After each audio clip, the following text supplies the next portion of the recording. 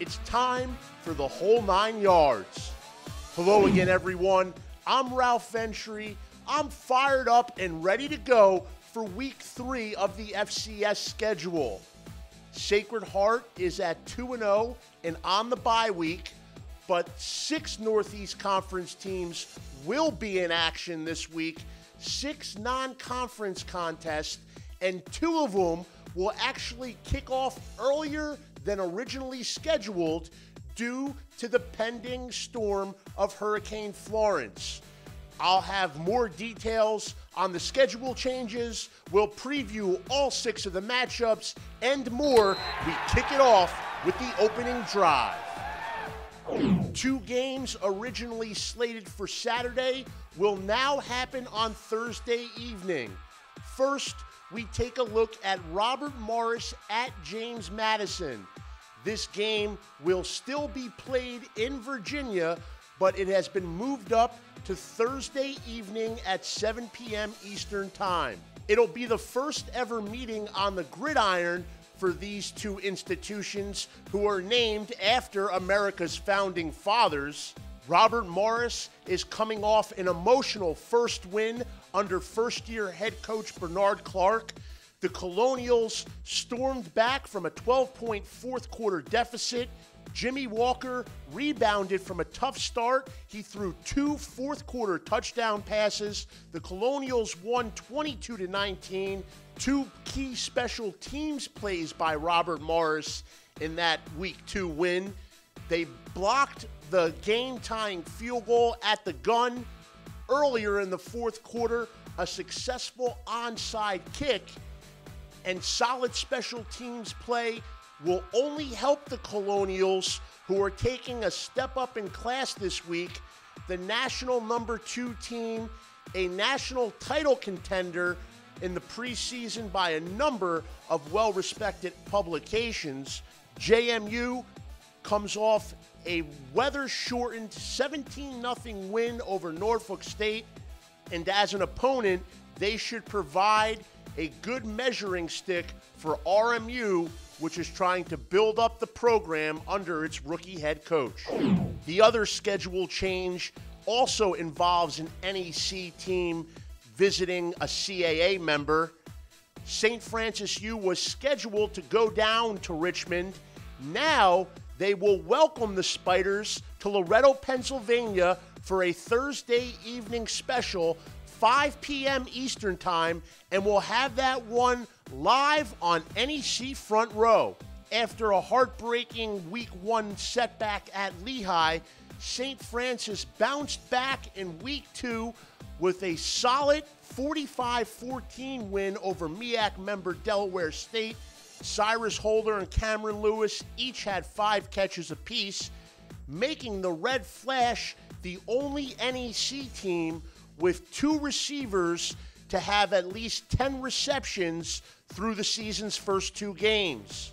Continuing that success in Week 3 will be a challenge because, as SFU head coach Chris Valerio points out, the Richmond Spiders are for real on defense.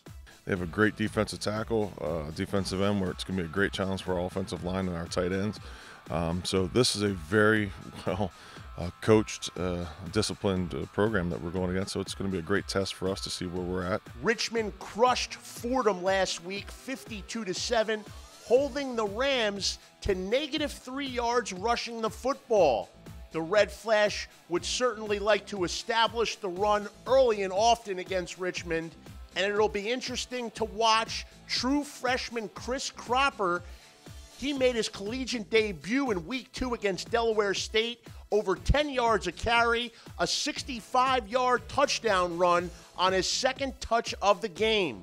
The Spiders and Red Flash now battling in the Keystone State, and you can see how it all shakes out 5 p.m. Thursday on NEC Front Row.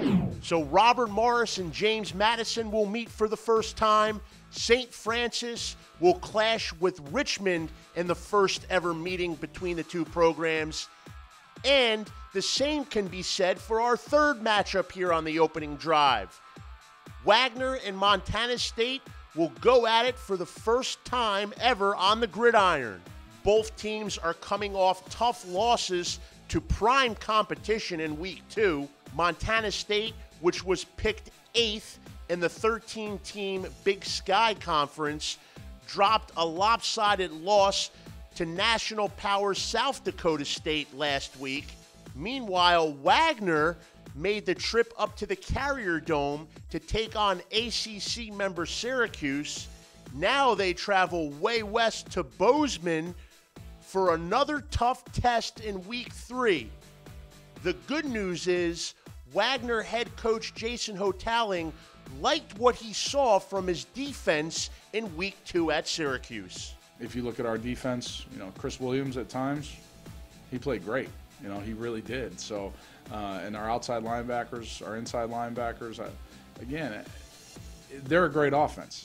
And I don't know how many times they punted total off the top of my head, but there was some times where we looked pretty good out there on defense. Defending NEC champ Central Connecticut will face an FCS opponent for the first time this season when they host Ivy League member Columbia. Now, Central has 2 games under its belt already this season, having dropped the opener at FBS member Ball State and then rebounding with a resounding victory over Division II member Lincoln in Week 2 in New Britain. Playing on a root field for the second week in a row, CCSU will welcome a team that has yet to play a game. Of course, the Ivy League starts a couple weeks later than the rest of the FCS, so this one will be the season kickoff for Al Bagnoli and the Columbia Lions. It'll be the second time that these two programs have met on the football field. The first meeting was back in 2009. Central Connecticut posted a 22-13 road win in New York City. Another interesting note, the Blue Devils went on to win the NEC title that season. It'll be interesting to see if CCSU can keep its offense humming against an opponent that's stepping onto the football field for the first time this month. The Blue Devils' passing game took off last week against Lincoln. Jacob Delgado accounted for more than 20 yards per pass attempt in the first half alone. For the second week in a row, you can check out Dogala and the Blue Devils live on NEC Front Row. Now it's out to the Steel City, where Duquesne will wrap up its 3-game homestand against Pioneer Football League member Dayton. Dayton already has a victory over an NEC team, defeating Robert Marist at home in Week 1, but the Flyers have not had much success in recent years against Duquesne. It'll be the 11th year in a row these two regional rivals square off. Duquesne has won the last 2 meetings and is 7-3 in the last 10. Look for A.J. Hines to try to set the tone for the Dukes on offense again. He went well over 100 yards against Dayton in last year's victory. Last week, he had 130-plus yards and 3 touchdowns in the 23-21 win over Valpo. As for the Dukes' defense, it appears as if they've settled in nicely over the last 2 weeks. They shut out Lock Haven in Week 2. Last week against Valpo, they held the opponent under 100 yards rushing, and they sacked the quarterback 4 times. They'll look to do more of the same as they aim for a second straight win over a PFL member.